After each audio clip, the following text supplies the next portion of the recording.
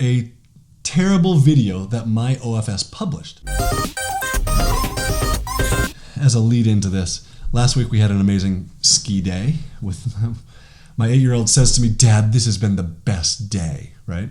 And then on our last run down, he kind of struggles a couple times, and then we're all stopped in a group at the top of this ledge, and he comes over and he kind of wobbles and he falls and he's spread eagle, face in the snow, just a wreck. Like, he starts to cry and I have to hobble over and pick him up because he couldn't get himself up, and he wasn't like going fast or anything. He just got tangled and fell on his face, and his legs were all spread, and he's frustrated and he's helpless, and I have to go do it for him. And that's where I was yesterday with my OFS. So here's what happened.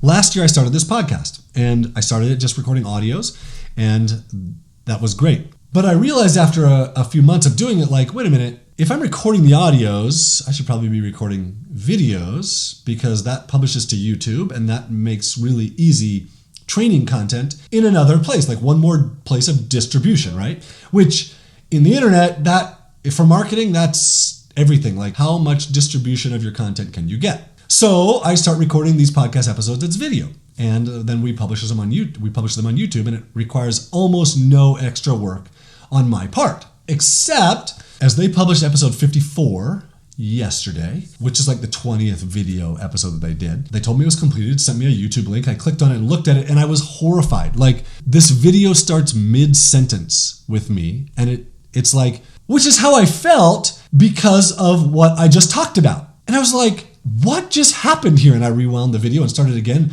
which is how I felt after what I just talked about. Like, wait a minute, this is the video that you guys just published? I was so frustrated. I immediately sent them a message in caps, "Do not publish this," which it was published, but it was private.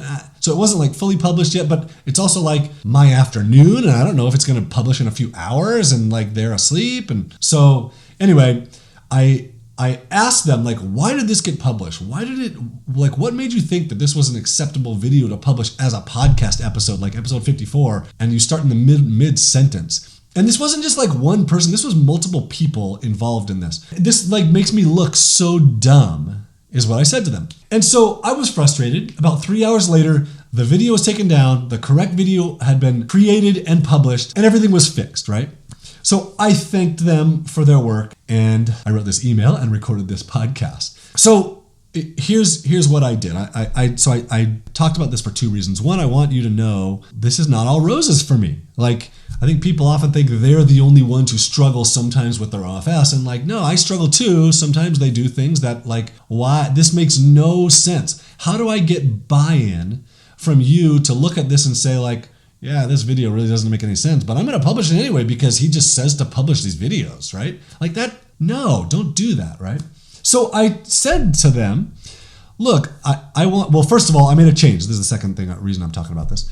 I made a change to the way we do things. Like, no, I want two people to look at something before it gets published every time. And one of those two people is not me. No, two of those two people are not me. I want to be the third person that looks at it. And I want you guys to look at this and say, does this look right? Does this make us or John look good? Or does it make us look dumb? Is there something wrong here? Is everything correct? Does like everything look good? If they'll answer those questions, it should solve the problem, right? Well, this is yesterday, so I don't really have an answer to you. I'll probably have a follow-up on whether or not this is working. It has worked elsewhere. This is a new place where I am implementing this process of like two people look at it. Does this make me look good, or do I look stupid? Or does John look stupid because of this? So we'll see if it works.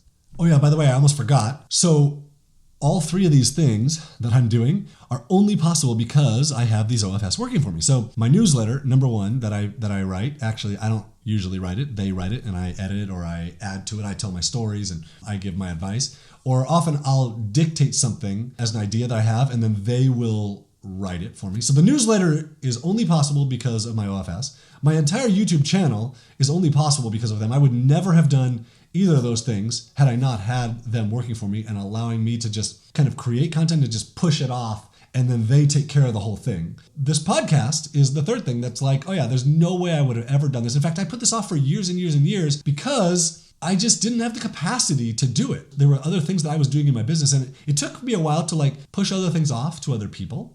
And then to realize like, okay, if I do this podcast, I can really just push this off to them. And so yeah, I can record videos. I can record a 5-minute video and be, or a 5-minute audio even is what I thought. I can record a 5-minute audio and I don't have to do anything else, which is basically exactly correct. I don't do anything else. I just record a 5-minute audio. So 3 things: the newsletter, I do very little. The podcast, I do very little. And then that allowed me to record videos for YouTube and get further distribution on my content, which is a win-win-win with almost zero effort on my part because they're doing all the work for it. So it's really, really good.